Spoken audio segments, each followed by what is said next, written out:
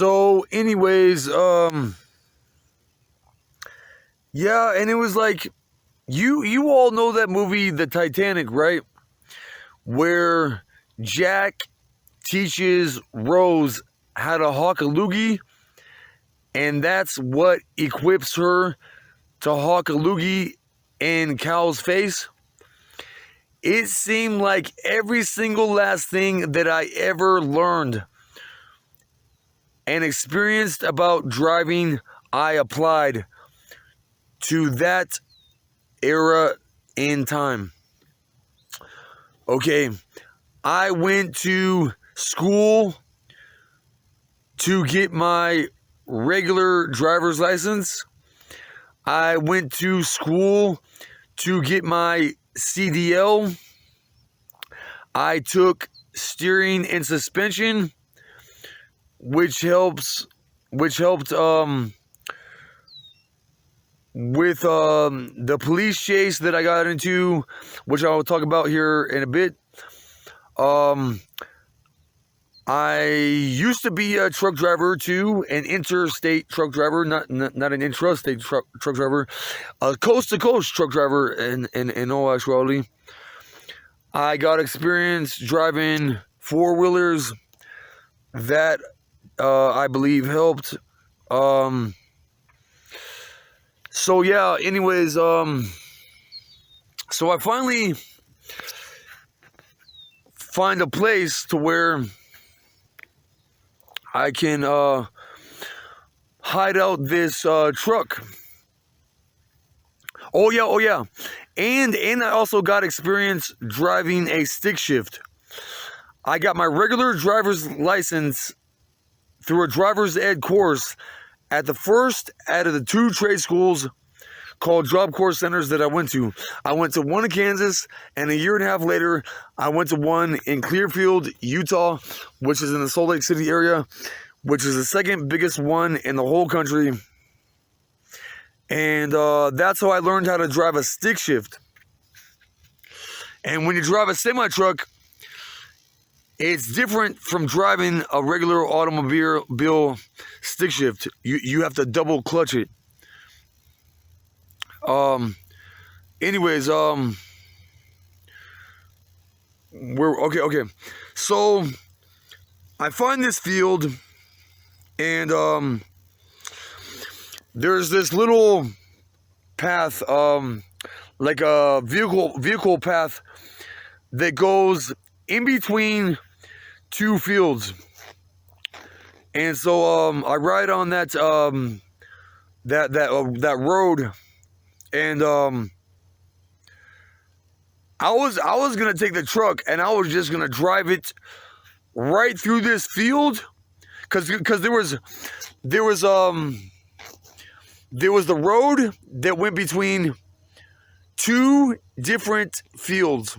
There was two different fields on both sides of the road, and then further back there were two different fields that were not harvest, and the two different fields in the beginning that were also on both sides of the road that were harvest.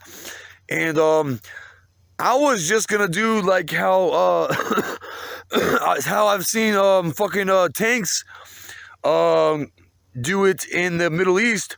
I've seen like a tank just sit there and roll right through a marijuana field. I was gonna take that truck and just drive it like right through that fucking it looked like a freaking cornfield, I think it was. But I learned when I was riding my friend's four-wheeler, his stepdad said to him one time, you only want to drive fast over areas that you have already driven the four-wheeler over before, because there could be like rogue potholes in the ground that you don't notice that are there until you run over them at high speed, and you flip the four-wheeler. So anyways, I'm driving this truck slowly through this field that has been harvested. And I'm scanning my eyes all across the ground to see if there are any holes. Now, if I had not, and by the way, I think I said, if I did not say this before, I'm saying this right now for good measure. It seemed like every single last thing I ever experienced or learned about driving, I applied to this area in time, and I'm scanning the ground looking for possible potholes. And if I did not scan the ground, I would not have noticed this hidden irrigation ditch. So you have the dirt road in between the fields, and then I went off to the left, off of the dirt road into the field, and there's like a division. There's a division between the plowed fields and the harvested fields and the non-harvested fields. And so I look, and all of a sudden I noticed there's an irrigation canal. And if I did not look, if I would have just hardwired the vehicle straight through that field, I would have got stuck in that irrigation ditch. So I did like what I was taught when I got my regular driver's license and driver's ed. I leave one hand on the steering wheel. I turn my head and my shoulders around and look at the very center of the back of the window, and I put the vehicle in reverse. I go in reverse, back it up, turn it the opposite direction, and then I go through that road. Yeah, this thoroughly hits me just now. Because that road has obviously been driven on many times before, and so there obviously must have not been any potholes in it. And this road is all flat with flush with the field at first, but then it goes into like a little higher of a dirt mound. And basically, what happened was, out of all the driving experience that I've gained, one thing I did not know how to do was shift a vehicle from 2-wheel to 4-wheel drive. And so I went to try to shift it into 4-wheel drive, and it wouldn't shift into 4-wheel drive, and I couldn't stick it back into 2-wheel drive, and I turned off the vehicle. And then go to try to turn it back on, and it won't even start back up. And so yeah, the vehicle seemed to have broken down at that time. And so I was not too far from the nearest road, and I just walked to the road. I seen somebody outside of his house, and I asked that guy how far I was away from the nearest town, and he was like or how far away I was from Billings. I knew I was close to Billings, but I wasn't sure how close or far away I was from it. And that dude said I'm about 3 miles outside the edge of Billings. And then I was relieved. I was relieved to know that. And so I walked into town. I was gonna buy a Greyhound bus ticket at the Greyhound bus station, and I go to use my debit card, which worked previously when I fueled up that truck and bought that food at that gas station restaurant. Now all of a sudden, when I go to buy a Greyhound bus ticket to get out of the state of Montana, all of a sudden my debit card gets declined.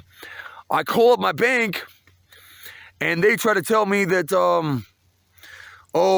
your debit card is a temporary one. You have to walk into a Wells Fargo branch bank to get a new card, or to order a new card or something, or like a regular one or whatever. And I'm all like arguing with these people over and over again, and they don't change their mind. And so I was like, okay, well, I'm just gonna straight up steal another vehicle. First, I go through a dry spell catching rides while hitchhiking. So I steal one vehicle. Then my debit card gets declined. So I was like, okay, I'm just gonna steal another vehicle. And so, long story, a little bit shorter. Cause at this point I am very bold about myself, and I'm actually telling people at car dealerships that I'm gonna steal another vehicle. And I go to this Mercedes Benz, cause along what's called King Avenue in Billings, Montana, there's car lots scattered on both sides of that road, on much of that stretch of that whole road. And there's this one car dealership, a Mercedes-Benz car dealership that I go to, and I ask the person working there, how would I go about stealing one of these vehicles? And he wasn't rude to me, but he said he couldn't tell me that, and he gives me like 1 or 2 bottles of water, and then he doesn't ask me to leave, because how would you say that without it coming across as insensitive or rude or whatever? So he does what many people do at businesses, and he just shoos me away like I'm a bird or something with both of his hands. And then so they set up another bait car for me to steal, and it's an ambulance. And anyways, so